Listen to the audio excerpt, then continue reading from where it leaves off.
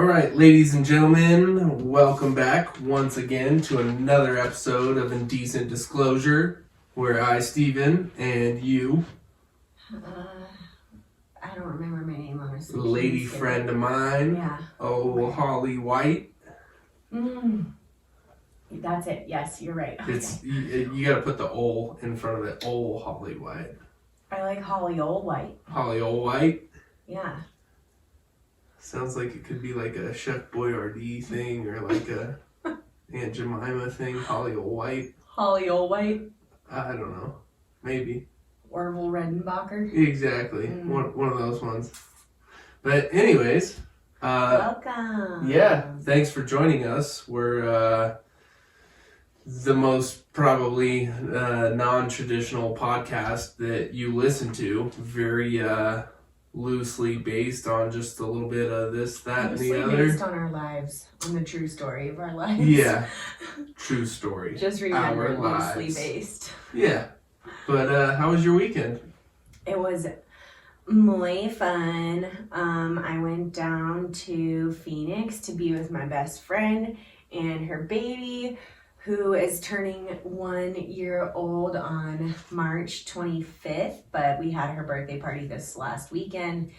It was a great time. She is the sweetest little angel to ever exist, and we just got to have some quality time with all of our friends and family down there and laugh a lot, dance a lot. Steven didn't get to come because he was working, and trust me, everyone was sad about that, but you know, it is what it is. Sometimes you gotta sacrifice those times, and I ended up, of course, every time I'm down there, like Sunday comes and I don't want to leave, or if Steven's with me, we don't want to leave, and it's tough because like our friends, they always go to brunch, and Sunday's a big drinking day for them, and then we're like, well, we can't drink, we have to drive home, and we always end up saying fuck it and staying another day, which is what I did. I didn't drink at brunch, actually. I held out, and then when we got back to the house, I was like texting my clients and asked if they could push their sessions back on Monday a few hours, which they gracefully did.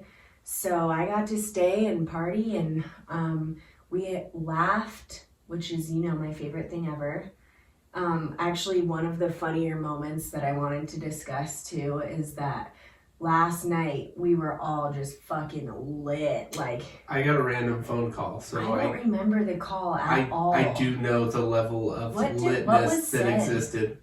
I think I just called to check in and, you know, say what up, see what was happening, say hi to everybody, but it was just one of those conversations where you know they're like pretty elevated and you're super level-headed because you're, you know, relatively sober on the other end. I probably had a few beers last night in the evening, but yeah, it was just like, we're doing this and this is going on and this is happening and oh my god, you wouldn't believe this and now this, and then oh my god, talk to this person, and so then I get passed off to who? Michaela's brother, Max. Oh. And so then he and I chatted for a couple minutes, and he's like, yeah, man, I wish you were here so that you could help us kind of deal with these ladies over here. And I'm like, you know, fuck off. I'm comfortable and happy with where I'm at. Deal with these ladies. I got an earful myself. I mean, all good things, of course, but just when the other person on the other line is like super lit and into it, you know, into their feels. Lit. I'm sure he was, but you can definitely, tell when somebody's like in the zone and really, really on one. And it was just one of those funny conversations, which is pretty rare for us because usually I am there with you, but yeah, everyone missed you. It's nice to have the solo weekends to kind of just focus, do your own thing, or even just chill and relax in your own peace and quiet. Yeah, no, I get that. It's good to have your alone time, and you don't get that very often, so I think it's really healthy. And then, so everyone's all lit last night, and sorry, I always have to... I heard you got too lit last night. Shout out St. John. For that, are we? Yeah.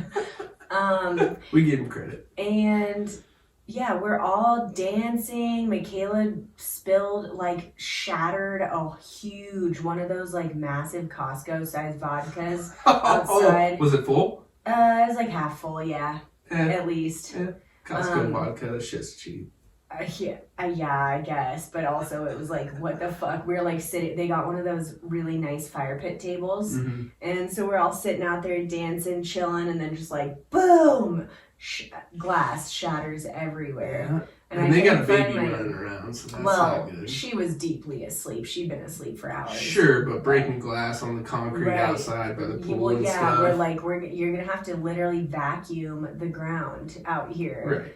And then like I couldn't find my shoes because I was so wasted, and so I just had to wear Jason's big like size 13 slides the rest of the night while we're fucking dancing. It was great. And then we all like trickle off to bed. We're like, okay, we better fucking do this. It's like 11:30. I had to braid my hair and like, you know, take off my, I didn't have makeup on. Brush my teeth. Yeah, take off my wig. Brush my teeth and wash my face and everything. And then like I get in bed with Michaela and we're FaceTiming. We're like watching a movie and FaceTiming Max and Taylor while we're all still just hanging out. I was gonna say in the next room. They just happened to be in the other room. And we're like all FaceTiming, like, so what? Just keep talking, like making funny faces. I don't remember that much of what went down, but I just thought it was hilarious that we're like, what are you guys watching? That's awesome. Out there. When everybody's on that level, but they just want to be comfortable and in their own element, but still want to be together. Yeah, Michaela and I were like, we have to go to bed. And then as we go to bed and then keep FaceTiming them because we couldn't leave the party. Well, sometimes you're too lazy to like be physically active, but you're still mentally present, want to be there and keep partying. Yeah. FaceTime for the win. It was fucking great. I just had so much fun. Like, all of us yesterday at one point were like, this is the best weekend ever. It was just like full of joy. Just lots of joy. Yeah, I'm kind of sad I missed that. I'm sad you did too. I worked fully through the weekend, which is, it's a good thing. I would rather pull my hair out from being overworked than pull my hair out from being underworked and feeling like there's nothing going on or I don't have enough work on my plate, because I feel like that's way more stressful than being overworked. So when I have a lot of work or I work 7 days a week, I definitely appreciate being able to do that. And you're building your fucking empire right now. I'm like, grateful to be able to work 7 days a week, because then if we have, you know, a slow week or a slow month, I don't feel bad about it, and I'm not guilty. I'm like, I took the advantage, you know, of the opportunities to make hay while the sun was shining. Yeah. So I love that. Yeah. You know, on that note of, sorry, I'm putting chapstick on. It's been really dry, okay? Down in the Phoenix sun, yeah, my lips seriously are lizard lips. Also, dehydration will do that, you know. Well, I was drinking tequila soda waters, just to let you know, all day, and using squeezing fresh oranges in each drink. So I had electrolytes, I had a little bit of sugar to keep my glucose going. I fucking did it right. Natural sugar. Mm-hmm. The good sugar. Yeah, but on that note of like working and partying and finding that balance, which we tend to do quite well, something I'm very grateful for this week. So our friends' in-laws were there, or brother and sister-in-law. They have a new baby that's 2 months old. She's so special, of course, all babies are. But I was holding her and like being with Zaya, my niece, and just feeling so grateful. And then like my other friend right now has a 5-month-old. He's just adorable. Yeah. I just feel really, really grateful for all of our friends having babies right now, because we don't have to have them yet. And it just is super, super, it's great birth control for one. Yeah. But more than that, I get to just enjoy the like angelic nature of children. Yeah. And I love children so much. And I just get to be around these little fucking perfect, innocent, hilarious little beings. And then like come home and be with you. And I just am very grateful for it. Like, I feel like I get to have the whole kid experience, but minus the responsibility. Yeah, no, I'm totally the same way. Like, I love being able to spend time with all of our friends and their, you know, now newborn babies and and the families that they're creating. And it's really beautiful to see people in our circle creating these families and creating these children who they will, you know, soon raise to be surely like us or better than us. But it's just it's really interesting to see too, like how we were raised and what we grew up in, and how much more, seemingly more awareness our people in our circle have towards families and raising children than our parents had, you know, and their parents before them. I feel like it's just a continual growth, and you use your childhood as a stepping stone to give your child a better, you know, seat at the table. And so that's always really cool to see. I do really enjoy that, and I do enjoy the time spent with kids, because it's really fun, and you can rile them up and get them loud and go crazy, and then just send them back to their parents and then go home and relax. Oh my God, speaking of that, the neighbor boy, I won't say his name on here because, you know, he's under 18. Well. Yeah, he's a minor. But you know who I'm talking about. Yeah. So funny, you guys. This kid, their neighbor friend kid, is like 12, 13, but he's like a 16-year-old looking kid. And he is hilarious and just like so polite. Like, you know, every time we're down there, he's respectful. Like, "Hey, Hall, how's Flagstaff? What's the weather like up there nowadays? It's great to see you again." Like, literally in that voice. "So, how long are you going to be down for? Or do you have any goals while you're here?" Like, he's just so nice. But he like rolls up on his little scooter. At one point, he's like hanging out at the baby shower outside, or the birthday party, and he goes, "Hey, Holly." And everyone like stops and looks at him. He goes, Is Steven here, perchance? I was like, "Aw," and everyone simultaneously went, "Aw." No, and then Caleb goes, "They broke up." I was like, "Dude." And Milo, the kid, just gets this look on his face, like, "What?" Like, he just totally went blank. And I was like, "Caleb, shut up." That's a good one. I was like, "No, we didn't break up. That's only funny." So was it like a birthday party out front, like block party type thing again? Yes, but not all the neighbors came this time. Like we were expecting them. Mm-hmm. Rude. No. But some of them came and hung out, and some of them just stopped by or whatever. But yeah, we just put like all the lawn furniture out front, and then had a table. Jason cooked up a ton of food. That's awesome. It was really nice. And the more you talk about it, the more I feel like I did actually miss out. But you did. Your niece turned white. Yeah. But it's okay. Everyone understood. Like, you're grinding, you know? People know the deal. Yeah. When you're on your own game. And also, let me put it this way, too. Think about it like this. It's like, when you do show up, it's that much more special. Everyone is like, "Oh my God, you made it." Because, like, you don't get to come to probably 8 out of 10 things. Yeah. And so when you are there, everyone's like, "Steven, yeah." So the last time we were down, and I think we talked about it, we had a big kind of wiffle ball extravaganza in the front yard with all the neighbors, and, you know, all the friends are jumping on the little electric motorized bikes and cruising through the neighborhood. So that was, Yeah, it's so fun. I love their hood. It's so great. It's a sweet place to grow up. Yeah, that's one of the things that I look at when, you know, they're raising a baby. I'm like, this is such a great neighborhood. Everybody's so friendly. It's just kind of that happy-go-lucky, you know, family sitch for everybody, where they're all raising people, got their own things going on, but they still get together to do things like play wiffle ball in the middle of the street, you know. Everybody shouts "car" when a car's coming, but it's like grown adults in the street too. So cute. Yeah, rad sitch. So cute.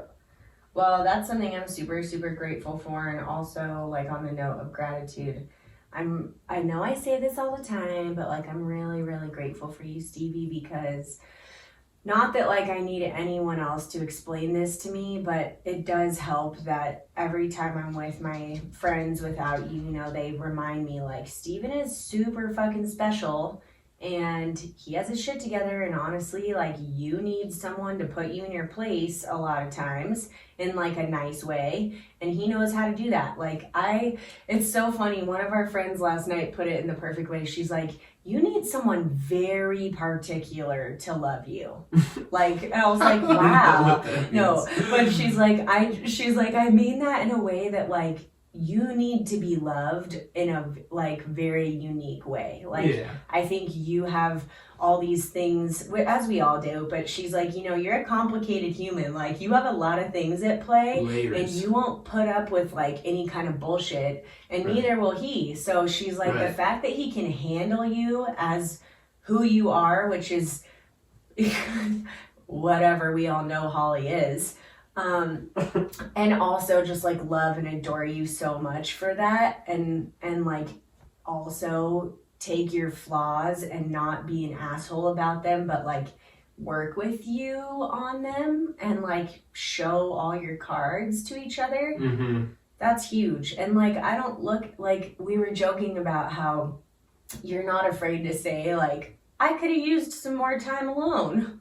Like, you know, when I came home early from Vegas and stuff, you were coming back from a different trip. They loved that. They were like, he said that to you? I was like, yeah, but I also really respected it. Like, it didn't hurt my feelings. I know he doesn't get a lot of alone time. Right. And I thought it was fucking great that he was able to say, yeah, I guess I'm happy you're home. I love you, but also I was like mentally prepared to be alone for 2 more days and just like scroll on my phone without someone yapping at me the whole time. So yeah, I think everybody definitely appreciates like the peace and quiet if they don't get it a lot, and I think it's the opposite. If they have nothing but peace and quiet, they appreciate the social settings and the stimulation. But because we're always together when we do have a break, which really isn't that often, and is becoming more common now, I guess, because we both, you know, have so many different things going on now where my work is keeping me super busy, and,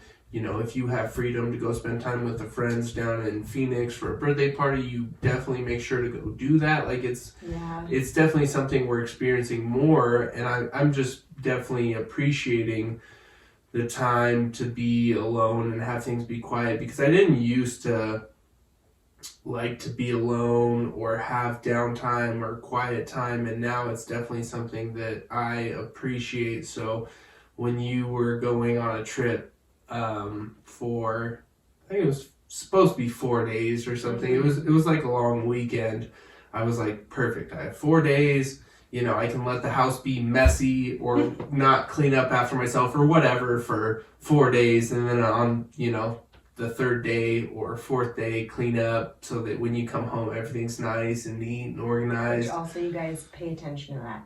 Pay attention. You know, yeah, I can kind of just chill and relax for the time being and not have to worry about anything or anybody coming into my space. I can kind of just hold it down and come and go as I please, which is really nice. But well, yeah, you decided to cut your trip short. I was like, fuck, now I gotta clean and I gotta this side bitch out. Yeah, I gotta get rid of, you know, no. I gotta clean and what's her name? Organize Teresa. Oops. Such a quick response. Oh my god. We have an imaginary. Oops. Yeah. Oh, yeah. Gotcha, bitch. We have like an imaginary girlfriend for Steven, like a side hoe, and her name is Teresa. Yeah. A mind switch. I got Paolo, Raul. They're all Mexican or Latinos because that's what I like. Yeah, obviously. Obviously. But yeah, so when that was like cut short in this one instance, I was like, oh, okay, you don't want to stay. Are you sure? And I was like trying to really see what could make her. I didn't have really control over it though. Right. I was just trying to be helpful and say like, oh, what about this or what about this? Like, don't worry about it if you need to come home, but like also you could do this and what about this? Yeah, like stay. I wanted to stay. Yeah. I did. Like, I was disappointed to come home too.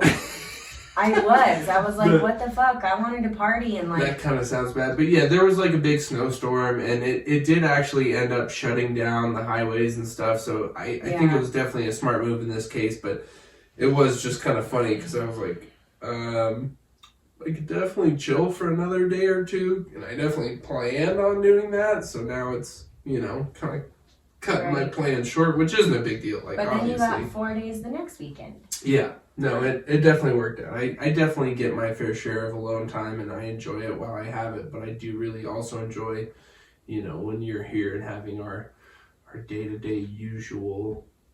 It's just like a huge part of communication to state your needs, and like also we've gotten really good at, I think at this time that we've been together, we know each other so well. Like that's just the plain truth of it. Like we know each other so well that I know what you need, and like here's an example. Yesterday when I called you in the morning and you were kind of grumpy, and then I realized it was because I wasn't trying to pressure you, I was trying to support you, but you took it as me pressuring you because I was questioning him like, what are you going to do today? And you said you needed to get all this stuff done, and now you're like not getting it done, and I know I don't want you to regret that, but he took it as me being like, well, no, you have to do this, being bossy, which happens. I just get stressed out for him that he's going to end up regretting procrastinating because he'll tell me I have to get this done. So, sorry, the point is like, although it did kind of bother me, mainly because our friends heard the phone conversation, we're like, whoa, is he okay? I've never heard Steven like talk to you like that. And I was like, well, that's embarrassing. Whoops. But also I was like, that isn't normal for him, but he's just got a ton of work, and like I wasn't dwelling on it. Right. I was a little bothered, but I wasn't sitting there like normal, like, oh my God, is it gonna be okay? It's not a big thing. No, if that stuff comes up, we don't go, oh my gosh, we're fighting. We're in a bad place. Yeah, we have some going. It's like, no, that's what they're dealing with right now. Move on to the next one. And it's no big deal. But so what had happened is I had told Holly the day before, I got to do this tomorrow and this is my plan, because she's in a different place. And so over the phone, we're just discussing, what are you going to do tomorrow? What's your plans? What's going on? And for me, it was I have to go to the job site. I need to do like 6 hours worth of work, and then I need to go deal with a big material order, and then I have to sit down, and then I need to go do a little bit of grocery shopping, and then I'm working on one of my project vehicles, and I need to go order a bunch of... We get it. It's a lot. ...stuff for them. And so I had laid... this is probably why you came back at me later, because I had laid all that out and said, this is what I want to do and what I've got going on, and I ended up sleeping in till like 9. Granted, this is on a Sunday, so on a Sunday, I slept until 9, which is kind of crazy, but I ended up getting up and going out and taking care of all my stuff starting at like 11, so when she had called me, she's like, but you said you need to do this, and what about this? And I was like, lady, I know, like, this is me who told you I have to do all that. Like, I set all that up and laid it out. Like, I'm good if I choose not to.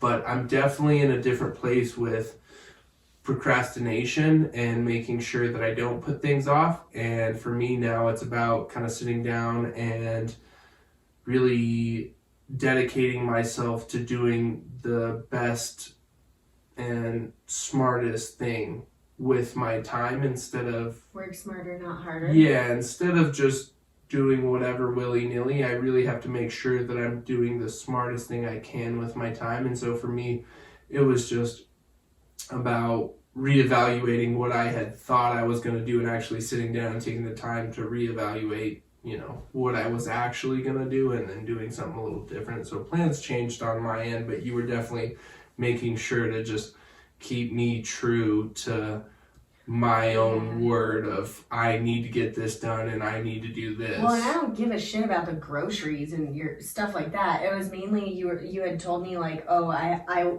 the day before you were like, I would rather stay on top of this and make sure the job gets done like a day early, so that on the last day, if there's anything else I have to do, we can do it, and then it's not like crunch time and we're literally up to the last minute. So that's why I was like, I know you're tired, but like push through. Yeah. Well, and I've worked on projects where I have to meet deadlines, and I've literally been laying tile up until almost midnight, like out front of a residential property with a tile saw running with spotlights on it, cutting tile. And this is loud, it's bright, you know, and I've done that till like midnight, and the neighbors have come over and been like, hey, we have to work tomorrow, like what are you doing? And I'm like, I have to work right now, you know, like sorry, but you know, I don't want to be rude and I don't want to be a dick, but you are. But that's definitely not what I want to be doing. So when I was laying it out, I was thinking, okay, I have one more week until I have to finish my project deadline. I would rather work a Sunday all day ahead of time than work till midnight, you know, 2 days or a day before, just making sure to get it done. But we actually ended up getting a 2-day extension on this deadline, which that's nice. I truly believe everything always works out in the end, and that's why I kind of wasn't worried about it. Either we're going to get it done on time with the project deadline we have, or something like this will come up and we have 2 extra days, and at that point I worked the Sunday before and I'm even more ahead of the game still. So it worked out. It was, I am like 100% in support of you, babe. Thank you. That's all. I'm just my your number one cheerleader. fan over here. Just your cheerleader. Number one supporter. Yeah. But, I mean, it's just another part of communication and, like, you know, understanding when I'm still learning. Like, we're all still learning, but there are times when, like, as I'm saying something to you, I know how you're going to interpret it versus how I mean it, and I'm sure vice versa. Like, where it's like, don't push me right now. And, I'm pushing myself. Stop pushing me too. Yeah, right? And, like, so an example of this is that Steven and I know that we tend to hash shit out like on full moons or like right at the full moon. For some reason, we'll be like, what is this climactic tension or energy? And it's not like, oh, we're fighting. Like I want to make it clear that we don't fight. But we'll do that thing, you know, when you live with someone, whether they're your partner or your sibling, where you start to push each other's buttons and like it's kind of funny, but also you're like, seriously, I want to slap you though. And then you start wrestling and then one person does end up slapping the other one a little too hard and you're like, sorry, but also not. That's literally never happened. No, that doesn't happen. That's gonna sound bad. People are gonna be like, Steven, do you slap Holly? Is that how you keep her in check? She's like, I need to be it's like hit me. Right. No, I mean it's like a figurative thing. You know, where I'm thinking of like a brother and sister relationship. Right. Where I remember my brother and I would like, that was what would happen. We would have fun at first and then someone would end up getting hurt, and it was because both of us were tired and hungry and we're like, and took it out on each other. Right. So it's the same kind of thing where Steve and I will get super like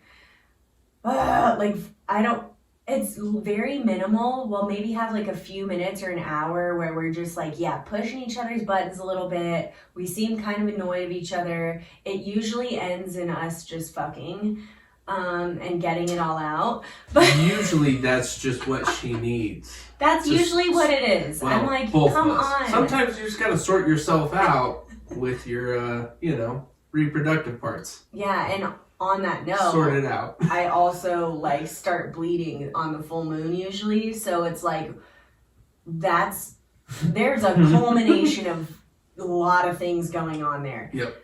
But yeah, we were just talking earlier about, I said, by the way, there's like a full moon coming up on Friday and it's going to be in Libra and it's like going to probably be pretty gnarly with energetically, and we need to just make sure that we are on top of our communication and like don't get into anything with each other. Like we need to be extra aware of how we approach communicating with each other. And he was like, God, I fucking love how conscious we are of that. Like, but it's true. We will now that we're aware, which Steven brought up actually, that we do that.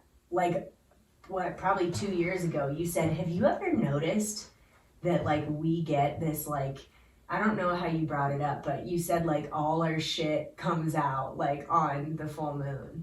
Like if we have anything we need to work out, it'll be brought up on the full moon. I think a lot of people kind of have that awareness too of like people kind of seem crazy today or have been driving like crazy today, and there just seems like there's this heightened energy in the air and it's kind of frantic.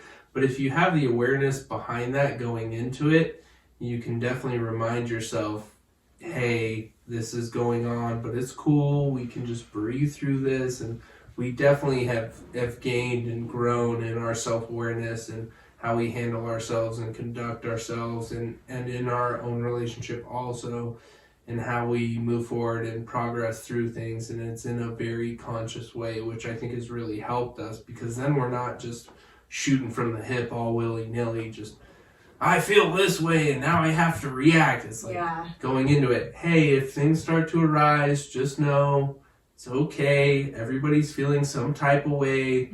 We're fine. Just breathe through it. So you're really fortunate good though at like comforting me and you're like I feel like, tell me if I'm wrong or being dramatic, but I feel like being my boyfriend, for you in particular, because you handle it so well, is like a highly trained Green Beret dealing with a live grenade.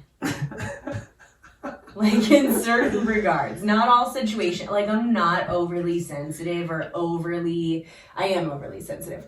I'm not overly explosive. But my emotions are explosive, mainly in like not the anger form, but like I cry a lot, and I just have so many feelings. I wouldn't say you cry too much. I think you're pretty. I think it's healthy to cry and to have these big emotions that come up and to work through them. But that's a great metaphor. And in, I think, most relationships, both partners are dealing with handling a live grenade. Yeah, you have to learn even from the female side, you have to know how to deal and manage, navigate somebody else's emotional, map. Right, like there are things where if you have known a couple long enough, you can watch them like know their partner's triggers. Yes. Where they go, ooh, that's not going to end well. Right. Or like, so this person shouldn't have said that to them because I know later they're going to be fucking pissed. Or they can even just see it in their eyes, like they're not in a good mood. Mm-hmm. Or they're about to get emotional. Or they know how to play on that too, and how far they can push their buttons when it's still okay, and just really enjoy their company and comings and goings, and not have to worry about stepping on toes and really hurting somebody, because they just know where their ends are. Right. I'm like really, really enjoying getting to spend more time with you, like as life goes on, because these realizations about our relationship, it's really exciting. I've never had a relationship this long. Like I've had one almost this long, but I was in high school, and same with you. Mm-hmm. And now that we're adults and we get to have like a serious relationship and like find all these things where we can define what's going on, and it's not just like it's super tiptoeing cool. Around. It's super cool. It is. Isn't that so great? Like, yeah, because before, when those little things come up and you just blow up and it's explosive, it's unhealthy. But now when you know how to navigate through those things, or to be aware of those things ahead of time, you can just work through them and process them and just build a stronger foundation. Right. Know how to approach your person. Yeah. Like I don't appreciate immature couples. No. I think it's annoying and unattractive, and that's not to judge. Obviously, people need to grow at their own rate and come up through whatever they need to figure out and move on. But when you know a couple who's immature in their actions and relationship and in their own emotions, it's not necessarily people that you want to spend time around. you're like, they still need to work through some shit before I want to hang out with them, because otherwise it just turns into a big blow up every time they're out and about, hanging out, drinking, smoking, whatever. It just turns into a thing that you don't want to deal with or be around. Mm-hmm. Whereas now, if you know how to handle it on your own, you will surely be welcomed at all gatherings. And even if there are still things like that you know, okay, like, here we go. Here's an example. Perfect example. I mean, we haven't really like gone out in so long. This isn't necessarily a thing anymore, and I think I've gotten a lot better at like eating before I drink and like knowing how my limits, but not always. Everybody needs to know to take care of themselves in that way on their own. Right, but like Steven and I both know there's like a look in each other's eye when one of us gets too drunk, and it's like, oh God, here we go. For me, it's usually like I get angry at some middle-aged white dude and start trying to fight him. And Steven's like, okay, now I'm gonna have to defend you, and I don't want to do that because honestly, you don't need to be defended right now. Like you're just being an angry woman. And he has to kind of learn how to like defuse the situation and not approach me about it because he knows I'll fucking blow up. It's one of those things where it's like, talk about it when you're sober, and I will profusely apologize the next day. That hasn't happened in a long time. That's my trigger though, just to let you guys know. Old, creepy, fucking middle-aged white dudes. Dickheads. They, when I'm drunk, I'm like, did you just go talk to my friend? My problem. Did you go talk to my friend? Uh-huh. And then now a bunch of our friends are middle-aged and they're like, what the fuck? So I piss you off? I'm like, well, you don't seem middle-aged. Like now middle-aged to me is getting like, you know, progressively older as we get older. Right. I'm like talking like the 60-year-old guy that won't stop like, you know, accidentally touching your friend's butt, and then it's like I come over and I'm like, enough is enough, buddy. There's that. And then Steven's trigger for me is when he cannot physically stop talking to strangers.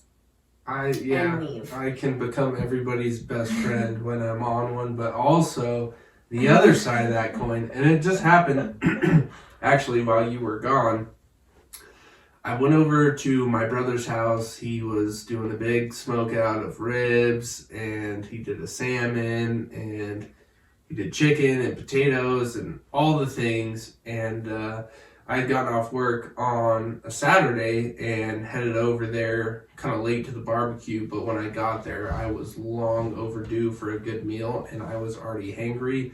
So I get there, and I'm hanging out, and I want to be nice and pleasant, and everybody's happy because they'd already eaten, and so they're all just goofing off, laughing, kind of dilly-dallying. But when I get in, people are talking, and I'm just very much so narrow-minded and in my own zone, and somebody makes a joke, and it doesn't necessarily reach me because I'm not in a laughing mood. It's like everything is not okay when I don't eat, and so definitely you have to know when people can and will be triggered, and when I don't eat or I'm not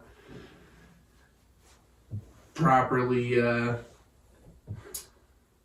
fueled. Fueled, thank you. I'm definitely potentially in a bad way, but same thing, especially when you start mixing in other substances and stuff, and you're not, you know. We both get fully hangry. Yeah. Even Michaela yesterday was like... And everybody noticed, and they were all making jokes about it too. They were like, oh man, you definitely need to eat sitting down, you know, just chill out, start eating and get some food in your belly. And I was like, thank you for realizing that I'm just hangry and not just a dickhead. Like, well, I'm sorry, but also like, just shut up for a minute and just let me eat. Thank you. Yeah, I feel you. Even yesterday, our friend Taylor was trying to say like, I get so hangry, and Michaela goes, yeah, you get kind of hangry. Holly, on the other hand, has full-on meltdowns. Like, she is like the definition of like, get this bitch a hamburger because like she's gonna lose it. And it's true. Everyone knows you don't fuck with me when I'm hungry. I almost started crying last weekend because Steven was with his family and I felt so bad, but I was like, I have to eat. We have to leave. Example. And I was sober because I was like, I'm not drinking on an empty stomach. But poor Steven was just having a great time, and I finally, like, literally had tears in my eyes and was like, please get in the car now. Like, I was so hungry. I've definitely been there before, and I know that feeling, and I was totally just doing it up. I was drinking, having fun. We're out hanging out with all the family, and as soon as she hit that point where she was literally saying, please, can we go? Like, I'm super hungry, and everything is a mess, and I'm miserable until I get food. I was like, I'm in the truck, everybody, I gotta go. Not gonna give hugs or kisses goodbye. Like, let's go. And we just pieced out and went and got food. It was very kind of you. I was so sweet. It's either that or you suffer so much that then everybody is gonna have to suffer. Yeah. I was like, bye. I just told everyone no hugs either. I was like, later, see ya. Even my mom told you should just leave. Because I'm off goofing off, just doing my own thing, enjoying myself. And my mom's like, just leave him. I would have totally, if you would have left, I would have been like, oh, fuck, she's pissed off. That's the thing. I was this like, to go home to and deal with. Yeah. Also, if you know your partner well enough, you know, in our situation, you could have said, oh, that they're fine, they're hungry, they need to eat, they're not going to hold it against me and hate me. Yeah. But also, I had I'm the glad foresight to know, though, that you would then go, oh, great, now this is a buzzkill because I'm going to go home and she's going to be pissed at me, which I wasn't. Or wouldn't have been, but like you would have thought that, and either way, it was kind of buzzkill. I would have assumed I would have been coming home walking into the lion's den. So for you to just say, I'm hungry, I need to go home now, come with me, I was like, baby perfect. Needs a bottle. And okay. I ended up coming home and just passing out and taking a super hard late afternoon nap until it was like bedtime. It was not a nap. You slept from 5 p.m. to 7 p.m. the next day. All you did was let me wake you up to get into bed from the couch. Right. Yeah. So late afternoon nap. Yeah. It was like 4 or 5 until like probably 8. I think I slept for like 4 hours before actually going to bed and sleeping for the whole night. I put it on Instagram. I was going to say, bets. It was, you slept for 14 and a half hours. And then that was the estimation that you had. You said, I bet he sleeps for 14 hours total. Mm-hmm. And I totally did. You know me too well.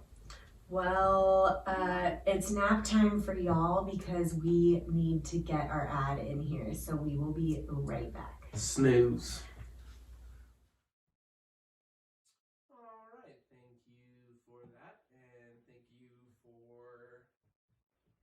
Sticking with us through that. Thank you, and thank you, and thank you. No, thank you. No, really though, thank you, babe. What was it? Is this awkward now? Or I just didn't know what to say. I'm just kidding. You're welcome. I liked it. I liked Question mark? So I want to know, like, you've been on this Foo Fighters kick. I mean, we love Foo Fighters, but I know you mentioned you wanted to talk about a particular song, and I'm really interested to hear what you have to say. So bring it I on. get when I find a song that I like, I can get stuck on it for like weeks on end, where I can literally just have it be on replay, and that's all I'll listen to. It's very annoying for anyone else involved. I think we've mentioned this before, but Holly does not enjoy that at all, which I think when you find your vibe, you just kind of ride it, and then, you know, maybe 2 weeks later I'll be like, yeah, I don't want to hear that song, and I'll totally just skip it. But there's a song, it's a new song from the Foo Fighters, it's called Waiting on a War. Oh, it's new? Mm-hmm. Oh shit, it's like Waiting on a War. Brand new. When you said the name of the title, I was like, that's very for the times. So it's super dope because the whole concept, at least my interpretation of it, is waiting on a war, and he talks about how his whole life he's just waiting on a war, right? Waiting on this big fight, and he's like working against the current, and he's kind of preparing himself and totally just waiting on a war. But then the question is posed, like, is there more to this than that? Like, is there more to life than just waiting on a war? And so I think it was really interesting and well put, because is there more to life than just preparing for this big war? Like, can it just be easy and simple and totally mellow going? Like, it doesn't have to be this big build up to this big dramatic battle where you have ups and downs. Like, you can just kind of let it be easy. And I love that.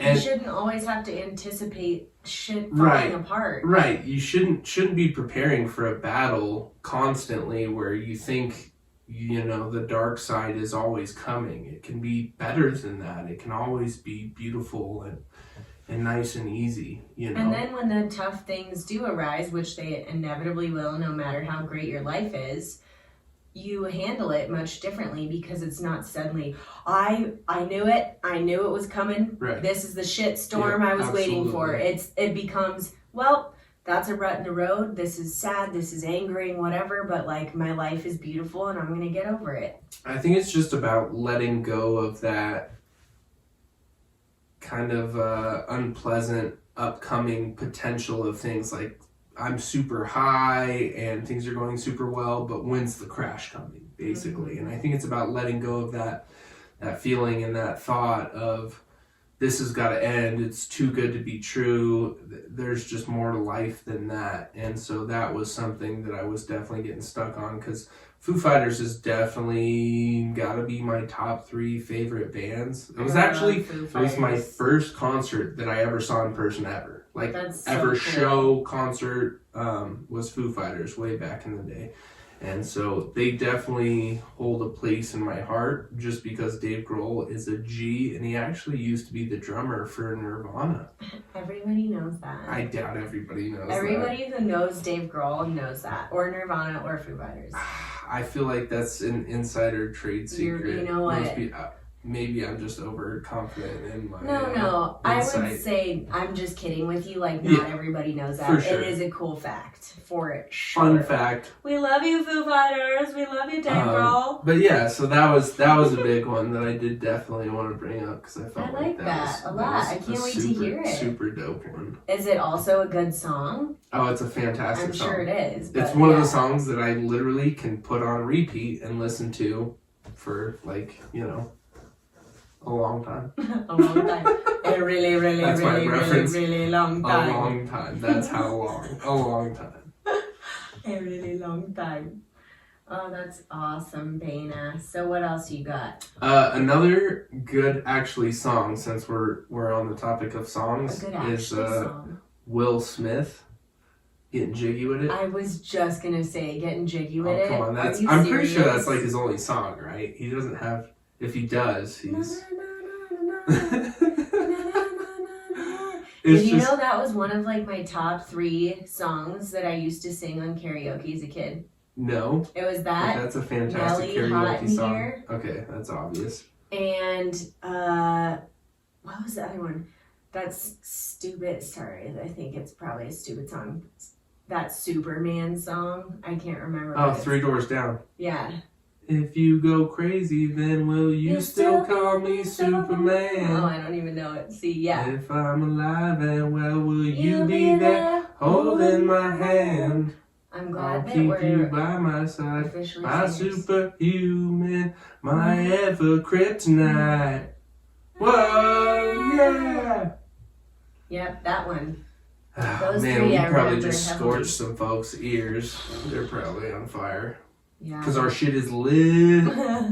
Good call. You know what? I love when people can turn their negative comments into positive affirmations. You go, baby. Also, that's just my highly savant ability to recall pretty much all the lyrics. Okay, you are a savant in that way. It's fucking weird. Go me. I love it, though. I guess. Yeah. I'm pretty good at that. You really are. Yeah. Well, I don't have any other media references right now, except that I'm about to dive into a book that my doctor and friend gave me last week. That's called The Toxin Solution, and it's like, talking about the everyday toxins we come into contact with as modern human beings, especially modern Americans, and kind of what we can do to mitigate the effects that they have on us, which I've always found super interesting and thankfully have been pretty knowledgeable about for the last, I'd say, decade or so anyway. But it's always good to know new stuff. Yeah. I'll give you guys a tidbit.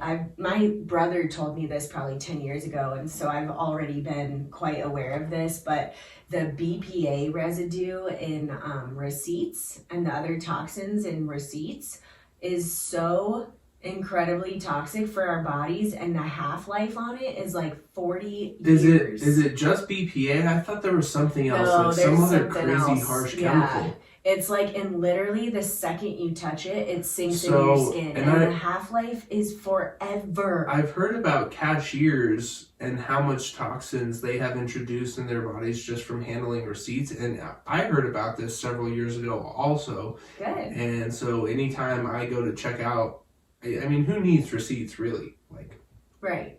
I mean, here's what I do. If you're like, well, what do you do? For people that I also say I don't need it. Even if I do like a big grocery shop, I'm like, no thanks, I don't need it. Everything's digital Here's the now. thing though. I had someone the other day fucking wave one in my face and was like, please take your receipt. Like, because if you leave out the door, they gave me some bullshit thing in those where they're instances, like, no, you need it. And I was like, oh my God, fine. And so I have nails right now. So I like literally took it with my nails and like dropped it in a bag all pissed off. But the other thing you can do is if a store has email receipts, you can do that if you really want one, which is better for the environment anyway.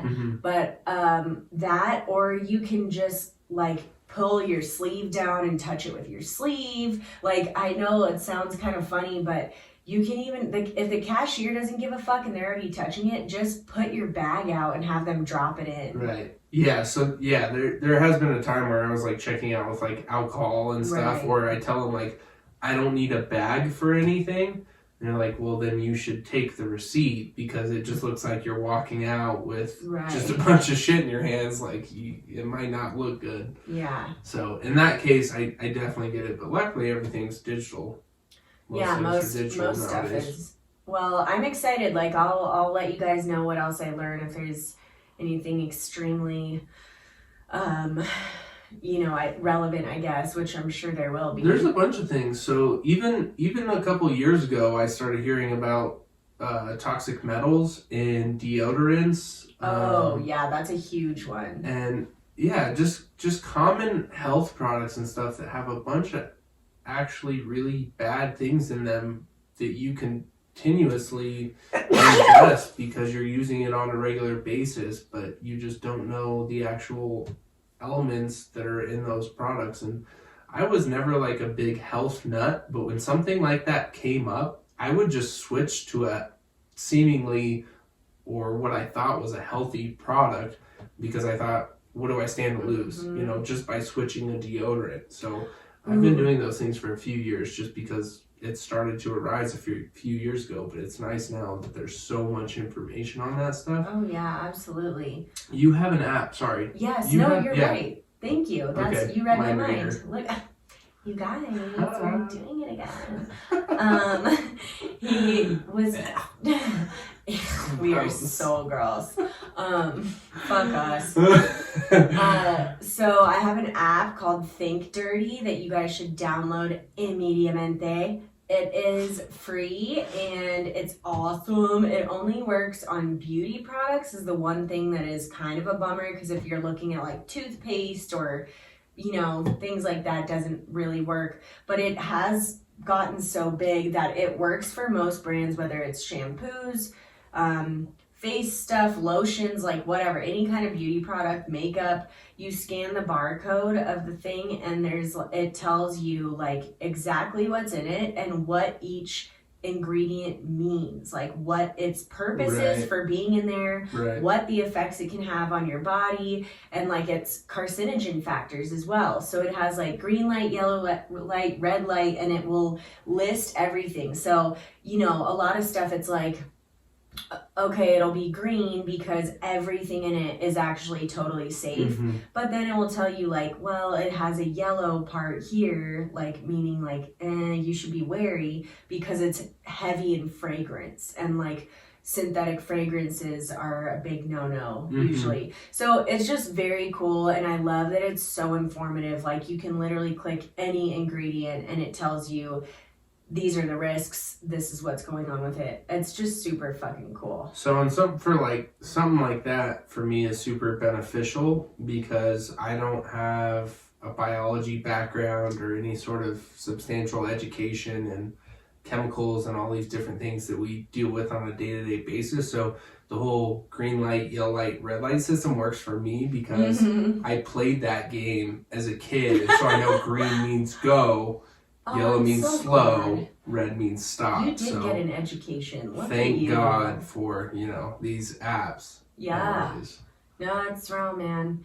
And the other thing is there's like a lot of what's called like greenwashing out there. So all these companies now are like marketing on the fact that it's hip to be green friendly, like environmentally friendly and organic or natural. And so all this stuff is claiming that it's like, for instance, shampoos and conditioners now, everyone heard sulfates are bad, and so now they're like sulfate free, wax free, paraben free, and everyone's like, it's fine, it's sulfate free. And then it has all these other ingredients that when it touches your scalp and absorbs in your head, there's like xenoestrogens that fuck with your hormones, all kinds of stuff. So a lot of these things, I've literally sat in the store for hours trying it on different products, and a lot of these products I also was duped into thinking they were safe. Yeah, because they say natural on them. Well, and even like their ingredient list, I thought I knew most of the stuff, and then it turns out like some of them, like I said, that like there's only one thing that's really bad, but it can be really bad. Right. Like there are carcinogens in multiple of the products I've scanned, like heavy carcinogens. In California type shit. Outlawed in California. Yeah, because California's got the most strict EPA regulations. Yeah, and certainly outlawed in Europe. I was just ordering parts for one of my project vehicles yesterday, and it literally says, like, illegal in the state of California or outlawed in the state of California because it contains this thing that is known to cause cancer, but then it shows pickup locations in California. Oh my God. So yeah, California has strict EPA regulations and definitely identifies a lot of things. Like so even in woodworking, most products that I deal with come with a warning label that says this product has been known to the state of California to cause cancer. Wait, and you work? Well, that's only if you're dealing with like cutting the materials or doing things and you're not wearing a ventilator. Yeah, when you're not wearing protective equipment to I was like, baby, know how mitigate to feel about those this. things. Yeah, about you and cancer, okay? It's funny. It's funny because all the things say this product is known to the state of California. You're like oh, no cancer. One else. Oh, so it's not known to anybody else. Arizona, so I'm fine. If you're in any other state, if you don't know about it, can't harm You're you, like right? those Californian suckers. They're getting all the worst of it. Yeah. Man, I'd hate to be them. Yeah. No, it's just interesting. Yeah, it's all very I definitely don't know the chemicals on the back of shampoo bottles. I definitely don't read that. So they're coming up with new shit all the time too. So that's the other thing. There's a lot of ways around, like they can change the molecular structure by a very small piece and rename it so that when you've learned that one version of a chemical is stable and it's fine, like, which is what has happened to me. I'm like, oh, I know that that's okay if it's in a stable environment. Then if they change it just a little bit, it becomes very unstable and very unsafe. Right. But they do that to fuck with people's heads because it helps them get their product on the market and they can, trick people into like, we're safe, we're good. Those bastards. I would say one of the biggest ones out there, female-bodied people, stop for the love of God buying regular cotton tampons. Stop sticking synthetic cotton up your vagina. I definitely don't know about this one. It's one of the worst things you can do to your body. Like organic, non-organic cotton. Cotton is almost all GMO in the US now. But on top of that, so it's being sprayed with biocides, Agent Orange. So you are literally sticking a biological weapon that was used in the Vietnam War up your hoo-ha and absorbing. That is the most absorptive orifice on the human body if you have a female body. And like, I know that people don't take it seriously because they think, well, I've always been fine, but it's really not fine. Like, you are literally soaking chemicals into your body. It takes decades for those things to adapt into something else and create issues. Yep, and it's the same with Johnson & Johnson. I don't care about calling them out. They suck. They are such... We're fucked. I don't care. They're a horrible company. They're the worst at covering things up that should not be covered up. And one of the biggest things they have done is ignored and covered up thousands, not even hundreds, thousands of cases of women getting ovarian cancer from using Johnson & Johnson baby powder in their underwear.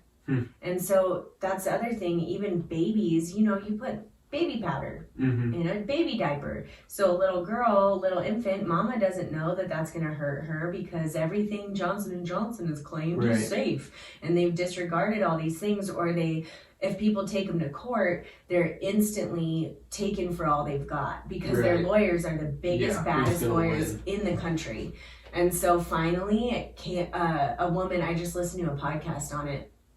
Finally, this woman won a case against them, and then it snowballed, and so her lawyer ended up putting out a PSA like, class action lawsuit. Yeah, he did a huge class action, and all these women came forward, and the podcast was really sad because a bunch of people came forward and said, like, my mom died from ovarian cancer, and I know it was from that because the other thing was when people are dying or when they have to extract their ovaries because they have cancerous cells, they will have the scientists or the oncologists look at the cells under a microscope, right? And there are traces of baby powder in there. And so they fought it off for a long time, but it's become very clear that's what's happening. The nice thing nowadays is that information is so widespread that these conglomerate companies are having a harder time hiding things and putting things, behind closed doors to where now people are rising up and saying, like, fuck you. You're right. There were a bunch of employees that worked in the complaint department for Johnson & Johnson that they literally had to sign NDAs saying you can't talk to anyone regardless, you can only report incidences or complaints if they're to this extent, it's if someone died or whatever. And people are coming forward saying I felt so guilty that I finally had to say, screw it. If they sue me for all I've got, that's fine. My conscience can't take it. Can't take it anymore. They're letting people get extremely ill and saying, sweep it under the rug. And if you say no, they go, okay, goodbye, and fire you. You're going. So it's wild, man. And look, if you're hearing this and you want to argue with me on this, I know a lot. I've got inside people. Yeah, I've got inside people that have worked for this company and told me horrible things on top of a lot of research. So don't fight me on this, okay? But the point is, I don't want to get negative. It's just great to pay attention to what the fuck you're putting in your body and how much of it you're putting in your body. And if you're unsure of the consequences, but you have a suspicion it's not great, do your research. Check the app. Yeah. Check the app, go online, and make sure if you are looking online for research articles, you look and see who it's funded by. Oh, yeah. Because there's a lot of people that go, well, I found this article, they send it to me, and I'm like, scroll to the bottom page, look who funded it. The motherfucker that doesn't want you to know. Okay? Well, I think that about does it for me. Yeah. I think over. We packed this one full of just a whole lot of great stuff. So. Ooh, okay, last thing. On that note, I always say, here are my things. On that note, and interesting. I gotta stop. Is mine. Is every other sentence for me. I've been trying to mitigate my use of the phrase, Yeah. And I've done better, but some episodes, I say it very frequently, and some, I know that I'm consciously not saying it. Right. So. You're doing great, honey. Yeah. I'm working on it. It's a learning curve. So I do have another media, reference based on what we were just talking about. I love it. It's called Maintenance Phase. And it's mainly about, like, this is their words, fat America, and how fat people are screwed over right and left by the stigma behind being a fat person.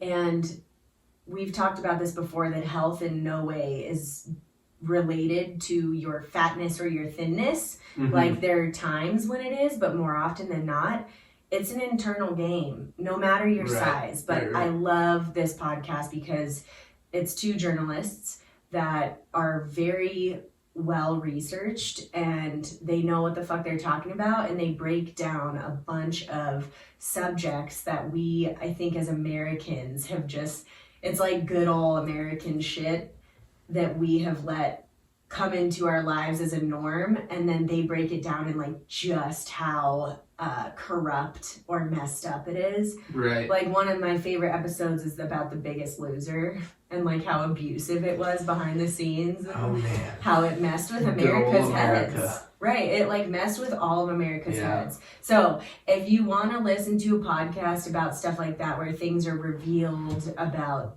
you know, what we think are normal, this is a really great truth podcast. Behind the curtains. And it's funny too. They're really funny. They are both queer, both, like, fat, and they say that. I still feel uncomfortable using that word, but they have said, look, like nowadays you have to say they said that, and I'm just repeating that because of PC culture. They talk about, like, awesome. I don't want fat to be a shameful word. Right. Like, I'm a fat person. Open about it, and I'm okay with it. In a healthy way, So that's great. I just love them. They're super funny, and they break things down in a great way, and it's not, like, overly complicated at all. So yeah, go check it out. And check us out even more. Maybe one day we'll have a cool podcast where people reference us, but until then, we'll just call. Until then, we'll just keep talking to ourselves in these microphones. Right. No, yeah, all good things. I'm stoked with it's true. What we had to share today. I hope you guys are as well, and until next week, I hope you guys enjoy yourselves and your days and nights and your days. Yada. Enjoy your days, your mornings, whatever. Your nights. Enjoy your lunch. Okay, bye. Don't forget about your lunch, though, for real. Make it a good one. We do have the Instagram, the YouTube. You know where to find us. If you don't, Indecent Disclosure Podcast on Instagram. Indecent Disclosure Podcast on YouTube also now. Please give us 5 stars and leave us a review. If anything, you don't have to leave the review. Just give us 5 stars on Apple Podcasts and keep downloading the episodes. You don't know how much it helps us. Like, it's annoying to repeat it every week, but it really, really is amazing growth for us. So thank you guys. We love you and appreciate you so much. Also, I do want to start entertaining more guests, so whether you have a crazy life story to share, or if you just want to come hang out with us, have a couple beers, cocktails, whatever, sit down and just have some good laughs, whatever it may be, let us know, give us a holler, we'll make sure to get you on. Otherwise, thanks again for joining us. Thanks, y'all. See ya.